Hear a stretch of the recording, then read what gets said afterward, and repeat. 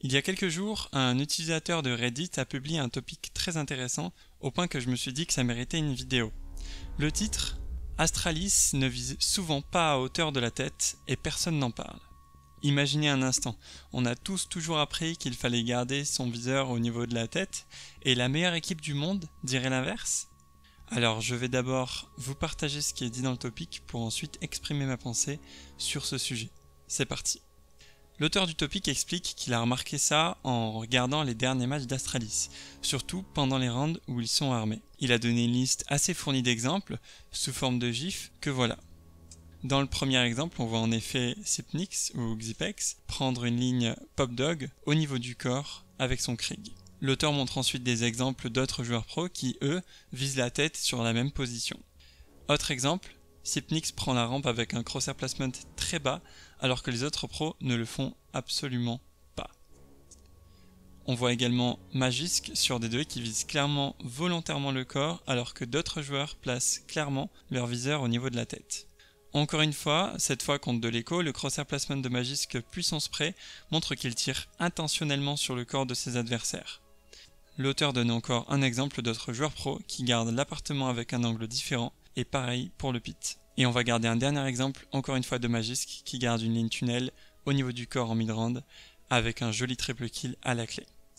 L'auteur a également donné des arguments que je vais citer dans l'ordre en indiquant pourquoi selon lui ça pourrait être intéressant de viser le corps plutôt que la tête.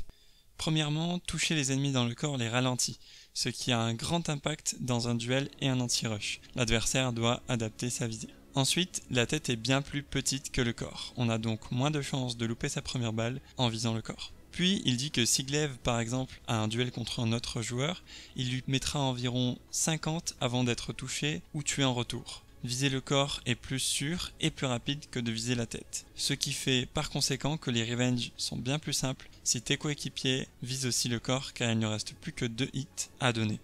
Pour ceux qui ne le savent pas, un hit dans le corps à la KOLM 4 enlève en moyenne 27 PV par hit.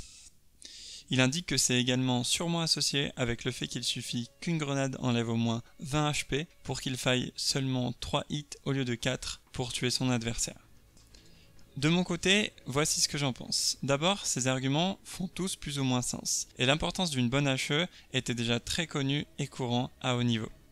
J'étais pas convaincu de l'importance que peut donner Astralis à ce détail, jusqu'à ce que je fasse mes propres recherches. J'ai d'abord pu confirmer le fait que Magisk et Sipnix appliquent en effet cette méthode contre-intuitive, et surtout Sipnix. On peut le voir à travers leur pourcentage de HS, qui est relativement bas, comparé à la moyenne des autres équipes. J'ai pris 4 joueurs par équipe au lieu de 5, car j'enlevais leur main sniper, et si vous voyez seulement 3 points sur ce graphe-là, c'est parce que 2 joueurs ont exactement le même pourcentage de headshot. J'ai également découvert une stat qui pourrait être en corrélation avec ce choix, et qui m'a surpris. C'est l'ADR des utilities d'Astralis. En moyenne, ils font 30 de dégâts par round avec des HE et des molos simplement. C'est beaucoup. Mais c'est pas tout. En CT, leur ADR est de 40,5. Dites-vous que sur Inferno, ils ont même 52 d'ADR. Après ça, j'ai pris le temps de lancer moi-même un replay et d'observer par moi-même. Et c'est là que j'ai commencé à comprendre et à découvrir des choses très intéressantes. D'abord, dans la finale du Major sur Inferno, on peut voir d'autres exemples intéressants. J'ai regardé un petit peu Device, qui lui vise également le corps dans cet exemple, mais s'il le fait là, c'est dans le but d'immobiliser le joueur dans la molotov, puisque lui tirer dessus va le ralentir, ce qui lui donne plus de chances que de viser la tête. Cependant, dans d'autres exemples, on voit bien que Device continue à viser au niveau de la tête. On comprend donc bien que c'est très situationnel, et on voit que tous les exemples montrent que prendre une ligne au niveau du corps est souvent effectué par Astralis dans des situations assez stables, une prise de ligne cassée, un positionnement fort ou autre. Mais pourtant, si on regarde ces deux exemples, on voit Sipnix viser le corps quand il décale pleine, puis viser également volontairement au niveau du corps quand il prend cette micro-ligne. On le voit également avec un crosshair placement très bas quand il prend les appartements, et également quand il va décaler le joueur sur le BPB d'Inferno. Alors, qu'est-ce qu'il faut en conclure ? D'abord, en Faceit ou en matchmaking, je peux pas être sûr que ce soit efficace, car le dommage infligé par un joueur via des grenades est bien plus faible. Pour le Cityside, c'est possible de penser que c'est mieux de faire ça avec un OG qu'une M4 vu que le spray est bien plus facile à maîtriser avec un AUG. Donc c'est plus facile de pouvoir infliger 4 coups dans le corps. Ensuite, il y a une chose qui est sûre. Si vous êtes low HP, n'appliquez jamais ce principe que j'appellerais personnellement le principe Astralis. Également, ça reste situationnel. Je pense qu'il reste d'autres choses à découvrir. Astralis ayant accès à bien plus de statistiques que nous, ils ont forcément des informations que nous n'avons pas. On voit en tout cas qu'ils l'utilisent plus souvent lors de la prise d'une ligne plutôt qu'en décalant.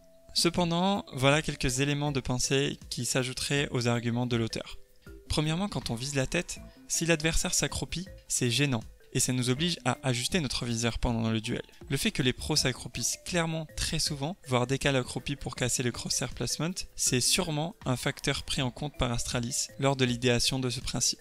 Mais alors, il reste une question en suspens. Si c'est si puissant que ça, pourquoi tous les joueurs d'Astralis ne l'utiliseraient pas, et surtout pourquoi Dupri et Device ne l'utilisent presque pas une seule fois? Ma théorie est la suivante. Et si ce style de visée, complètement adopté par Sipnix de ce qu'on a pu voir, convenait à des joueurs qui se sentaient meilleurs en spray et en tracking qu'en précision?